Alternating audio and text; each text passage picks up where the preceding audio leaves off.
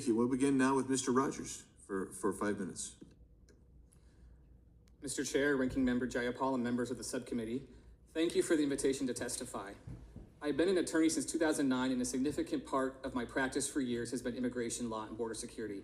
I also bring 6 years experience as a Foreign Service officer, including 2 years as a consular officer conducting visa interviews, and 2 years as an attorney advisor in the State Department's legal office.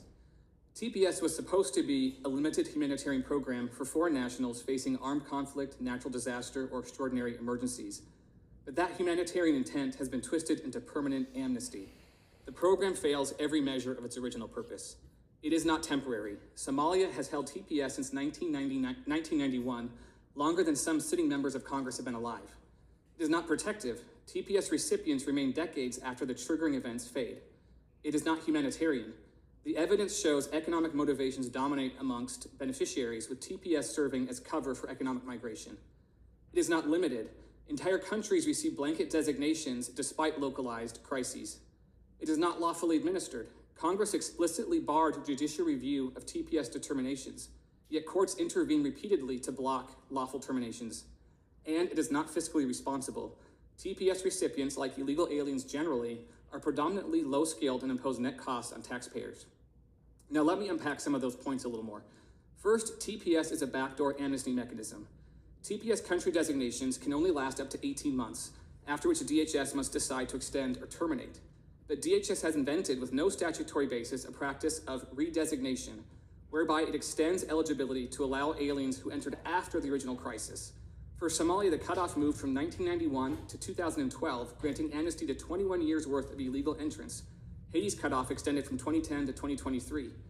This creates direct incentives for illegal immigration.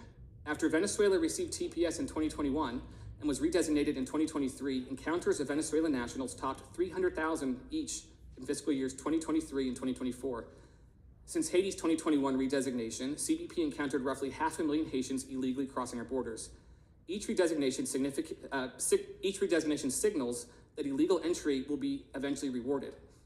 UCLA research shows TPS holders average 20 years of U.S. residence, with 2/3 having children here. They are not temporary visitors, but permanent settlers.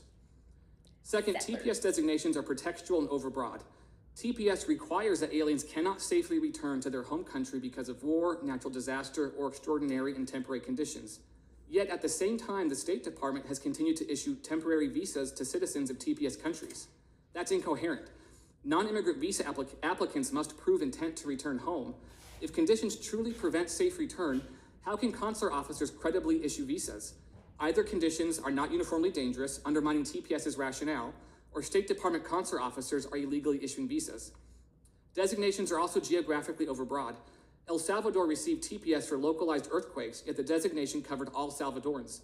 The same happened with Haiti's earthquake at Port-au-Prince.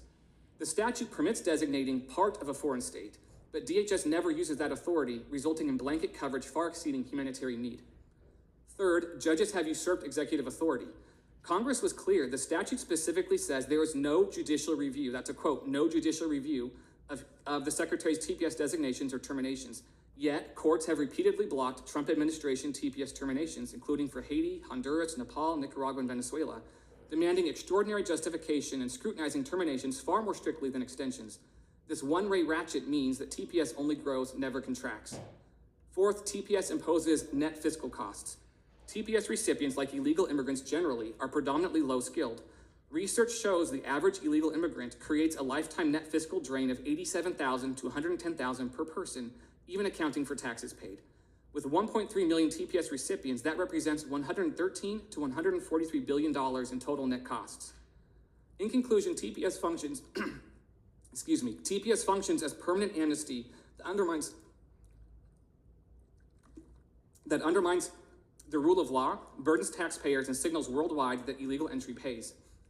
At minimum, Congress should restrict eligibility to legally admitted aliens, eliminate the catch-all extraordinary conditions category, prohibit redesignations, require that designations be geographically limited, set firm time limits, and prevent courts from blocking lawful terminations. Better yet, abolish TPS entirely. Unless reformed or eliminated, TPS will continue undercutting immigration law and burdening Americans while providing minimal, genuine humanitarian protection. Thank you.